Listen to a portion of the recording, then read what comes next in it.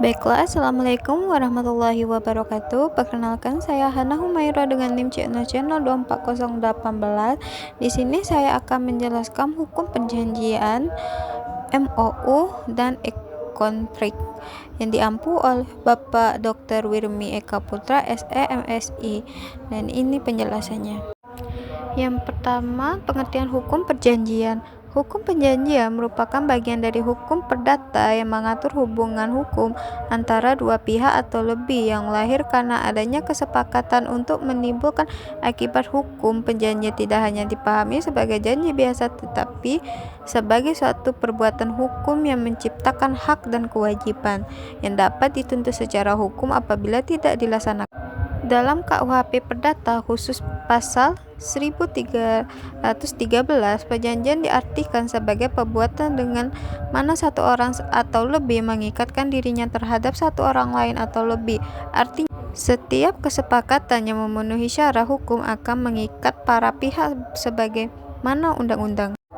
Selanjutnya, hukum perjanjian dan perikatan. Perjanjian melahirkan suatu hubungan hukum yang disebut perikatan. Berdasarkan pasal 1233 KUHP Perdata, perikatan lahir karena persetujuan atau karena undang-undang. Dalam perikatan terhadap pihak yang berhak menuntut prestasi atau kreditur dan pihak yang berwajib memenuhi prestasi atau debitur. Prestasi tersebut dapat berupa memberikan sesuatu, melakukan sesuatu, atau tidak melakukan sesuatu. Dengan demikian, perjanjian fungsi sebagai dasar lahirnya kewajiban hukum yang bersifat mengikat. Pengertian MOU. Memorandum of Understanding atau MOU adalah dokumen tertulis yang memuat kesepahaman awal antara pihak sebelum yang dibuatnya perjanjian yang lebih rinci dan mengikat secara penuh. MOU biasanya digunakan pada tahap awal kerjasama ketika para pihak telah mencapai kesesuaian kata secara prinsip, namun belum menyusun pengaturan teknis secara detail. Walaupun tidak diatur secara khusus dalam KUHP Perdata, MOU tetap dapat memiliki kekuatan hukum apabila memenuhi unsur-unsur perjanjian yang sah sebagaimana diatur dalam pasal 1320 KUHP Perdata. Oleh karena itu, kekuatan hukum MOU ditentukan oleh pihak substansi dan maksud para pihak. Pengertian e-kontrak. E-kontrak adalah perjanjian dibuat dan disepakati melalui sistem elektronik tanpa kehadiran fisik para pihak. Perjanjian ini dapat terjadi melalui klik persetujuan dalam aplikasi tanda tangan elektronik maupun pertukaran email. Secara hukum, e-kontrak tetap tunduk pada ketentuan KUHP Perdata mengenai syarat sah perjanjian. Selain itu, Undang-Undang Informasi dan Transaksi Elektronik mengakui bahwa dokumen elektronik dan tanda tangan elektronik merupakan alat bukti hukum yang sah. Dengan demikian, meskipun bentuknya digital, e-kontrak memiliki kekuatan hukum yang sama dengan perjanjian konvensional. Syarat sah perjanjian. Agar suatu perjanjian memiliki kekuatan hukum yang sah, perjanjian tersebut harus memenuhi syarat-syarat sebagaimana diatur dalam pasal 1320 KUHP Perdata. Terdapat 4 syarat utama, yaitu adanya kesepakatan para pihak, kecakapan untuk mau perjanjian, adanya objek tertentu, serta sebab yang halal. Kesepakatan berarti tidak adanya paksaan, kekhilafan, atau penipuan. Kecakapan berkaitan dengan kemampuan hukum seseorang untuk bertindak seperti telah dewasa dan tidak berada di bawah pengampunan. Objek tertentu berarti hal yang diperjanjikan harus jelas, sedangkan sebab yang halal berarti isi perjanjian tidak boleh bertentangan dengan hukum atau kesulitan dan ketertiban umum. Apabila syarat subjektif tidak terpenuhi, perjanjian dapat dibatalkan. Namun, jika syarat subjektif tidak terpenuhi, maka perjanjian batal demi hukum. Selanjutnya, asas-asas hukum perjanjian. Hukum perjanjian didasarkan pada beberapa asas penting yang menjadi landasan dalam pembentukan dan pelaksanaannya. Asas kebebasan berkontrak memberikan kebebasan kepada para pihak untuk menentukan isi dan bentuk perjanjian sepanjang tidak bertentangan dengan hukum. Asas konsulisme menegaskan bahwa perjanjian telah lahir sejak tercapainya kesepakatan meskipun belum dituangkan dalam bentuk tertulis. Asas pasca sunt servant menyatakan bahwa perjanjian yang dibuat secara sah berlaku sebagai undang-undang bagi para pihak. Selain itu, asas itikad baik mengharuskan setiap perjanjian dilaksanakan secara jujur dan wajar. Keempat asas ini menjadi dasar terciptanya kepastian dan keadilan dalam hukum kontraktual.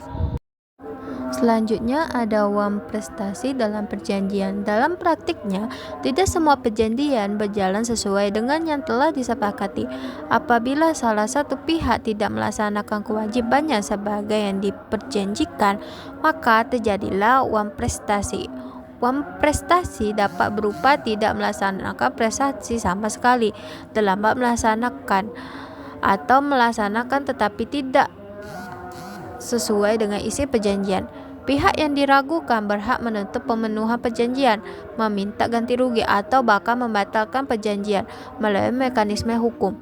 Dengan adanya pengaturan mengenai uang prestasi, hukum memberikan perlindungan kepada pihak yang dirugikan serta menjamin kepastian dalam pelaksanaan kontrak. Selanjutnya, kedudukan hukum MOU. Walaupun hukum MOU sering dianggap sebagai kesepahaman awal yang belum mengikat secara penuh, dalam praktiknya MOU dapat memiliki konsekuensi hukum tertentu. Kekuatan hukum MOU sangat bergantung pada isi dan maksud para pihak ketika menyusunnya. Apabila MOU hanya berisi pernyataan niat tanpa kewajiban yang tegas, maka sifatnya lebih kepada komitmen moral. Namun, jika di dalamnya sudah terdapat pengaturan mengenai hak dan kewajiban yang jelas, maka MOU dapat diperlakukan sebagai perjanjian yang sangat mengikat secara hukum. Oleh karena itu, dapat penyusunan MOU diperlukan kejelasan mengenai apakah dokumen tersebut dimaksudkan untuk mengikat secara hukum atau hanya sebagai tahap awal kerjasama. Selanjutnya, fungsi dan resiko MOU. MOU memiliki fungsi penting sebagai jembatan antara tahap negosiasi dan kontrak final. Dokumen ini membantu para pihak untuk menyamakan persepsi serta mengurangi resiko kesalahpahaman. Namun demikian, MOU juga memiliki potensi resiko, terutama apabila rumusannya tidak jelas. Ketidakjelasan tersebut dapat menimbulkan multitafsir dan sengketa mengenai apakah MOU tersebut mengikat atau tidak. Oleh karena itu, kehati-hatian dalam merumuskan isi MOU sangat diperlukan agar tidak menimbulkan masalah hukum di kemudian hari. Selanjutnya, keabsahan e-kontrak.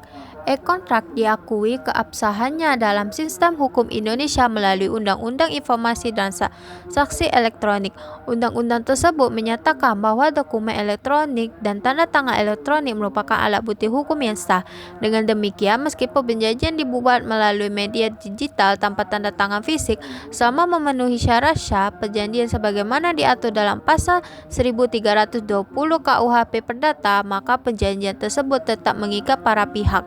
Hal ini menunjukkan bahwa hukum mampu beradaptasi dengan perkembangan teknologi tanpa meninggalkan prinsip-prinsip dasar hukum kontrak. Selanjutnya, tantangan hukum e-kontrak. Meskipun e-kontrak memiliki kemudahan dan efisiensi, terdapat berbagai tantangan hukum yang perlu diperhatikan. Salah satunya adalah masalah keamanan data dan potensi penyalahgunaan identitas. Selain itu, banyak e-kontrak menggunakan klausul baku yang tidak memberikan ruang negosiasi kepada konsumen. Dalam transaksi lintas negara juga muncul persoalan mengenai hukum mana yang berlaku dan bagaimana penyelesaian sengketa dilakukan. Oleh karena itu, penguatan regulasi serta peningkatan literasi hukum digital menjadi sangat penting dalam menghadapi perkembangan kontrak elektronik. Baiklah, kita sampai di tahap terakhir, kesimpulan. Maka kesimpulan dari penjelasan saya adalah hukum perjanjian, MOU, dan e-kontrak merupakan instrumen hukum yang memiliki peran penting dalam mengatur hubungan hukum modern. Perjanjian menjadi dasar lahirnya hak dan kewajiban yang secara mengikat hukum. MOU berfungsi sebagai tahap awal kesepahaman yang dapat memiliki kekuatan hukum tergantung pada substansinya. E-kontrak merupakan bentuk adaptasi hukum terhadap kemajuan teknologi dan diakui secara sah oleh peraturan perundang-undangan. Meskipun bentuk dan medianya berkembang, Prinsip dasar seperti kesepakatan, itikat baik, dan kepastian hukum tetap menjadi fondasi utama dalam setiap hubungan kontraktual. Baiklah, saya ucapkan terima kasih kepada para penonton yang sudah mau mendengarkan penjelasan dari materi yang saya sampaikan. Bila ada salah ucap atau kekurangan di dalam materi yang saya sampaikan, saya minta maaf. Billahi taufik wal hidayah. Wassalamualaikum warahmatullahi wabarakatuh.